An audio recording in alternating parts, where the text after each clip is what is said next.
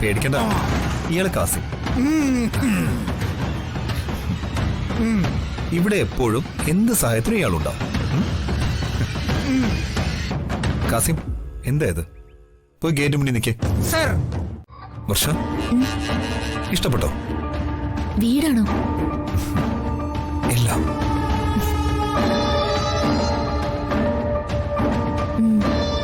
ഇനി ഇതിന്റെ എല്ലാ ഉടമ നീയാ. ഇതിന്റെ മാത്രമല്ല, എന്റെ ഹൃദയത്തിന്റെ.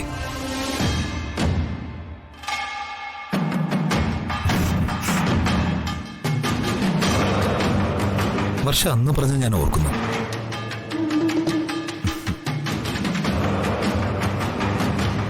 പ്രണയത്തിന് 2 ഘട്ടങ്ങളുണ്ടെന്ന്. താലി കെട്ടുന്നതിന് മുൻപും താലി കെട്ടിയതിനു ശേഷവും. അങ്ങനെ നമ്മൾ പ്രണയത്തിന്റെ 2ാം ഘട്ടത്തിലേക്ക് കടക്കുകയാണ്. വിവാഹശേഷമുള്ള പ്രണയത്തിലേക്ക്. ഞാൻ ഇന്ന് വെറുതെ പറഞ്ഞതാ.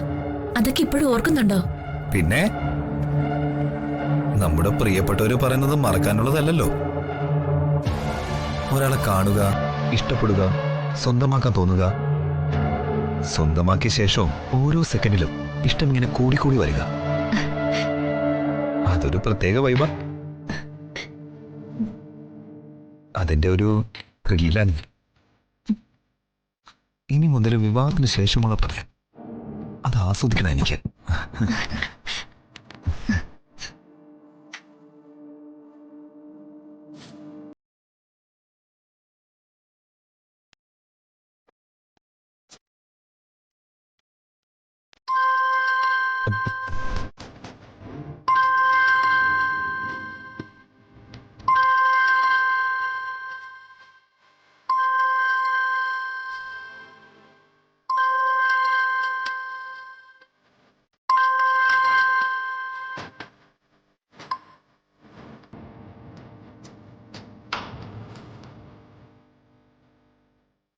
ആരാ വിളിച്ചത്? പേരില്ല, നമ്പർ മാത്രമേ ഉള്ളൂ. ആരായാലും കട്ടുറുമ്പെന്ന് പേരിട്ട് വിളിക്കാം. നമ്മുടെ സ്വർഗത്തിലെ കട്ടുറുമ്പ്. ഇത് നമ്മുടെ സ്വകാര്യതയുടെ ലോക. വീണ് കിട്ടുന്ന ഓരോ നിമിഷവും അത്രയ്ക്ക് പ്രിയപ്പെട്ടതാ. ആരായാലും ഇപ്പൊ വിളിച്ചത് മോശമായിപ്പോയി. അല്ല, അപ്പോ ഞാൻ എന്താണ് പറഞ്ഞു വന്നത്? വിവാഹം കഴിഞ്ഞുള്ള പ്രണയം. ശരി, അത് നമ്മൾ എവിടെ ആഘോഷിക്കുന്നത്? വർഷ പറയും. വർഷ പറയുന്നിടത്താണ് നമ്മുടെ ഹണിമൂൺ ട്രിപ്പ്.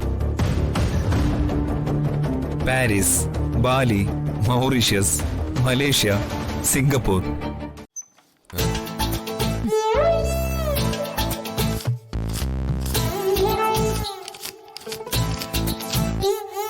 കണക്കപ്പിള്ള പണം എണ്ണാൻ തുടങ്ങിയോ? കഷ്ടം.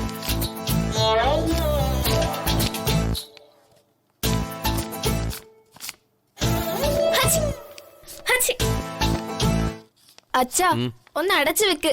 പൂപ്പല് കാരണം ഈ തുമ്മല്. ഈ നോട്ട് കെട്ടുകളൊക്കെ വെയിലത്ത് വെച്ച് ഉണക്കിയെടുത്താ കൊള്ളാം.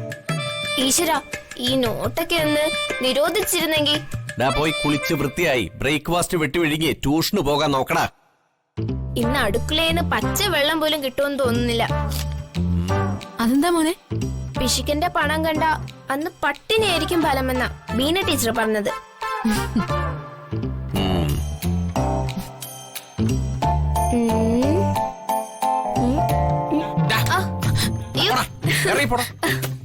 പൈസ കള്ളം വന്നേക്കണം. എത്രയൊക്കെ പൈസ കൂട്ടി വെച്ചാലും ലക്ഷങ്ങൾ അങ്ങോട്ട് കൂടുന്നില്ല. വേണ്ടേ?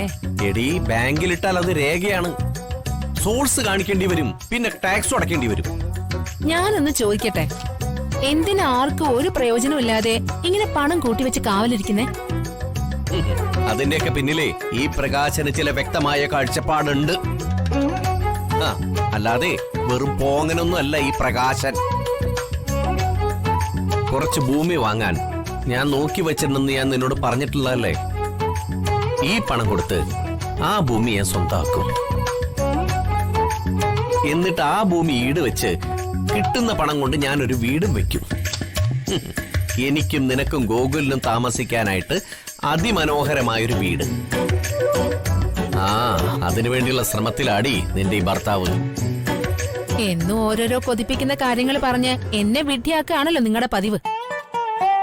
ഇതും അതുപോലുള്ള കഴമ്പില്ലാത്തൊരു പറച്ചിലായിരിക്കും. തള്ളലെല്ലാം കേൾക്കാനാണ് എന്റെ വിധിന്ന് പറഞ്ഞാ മതിയല്ലോ.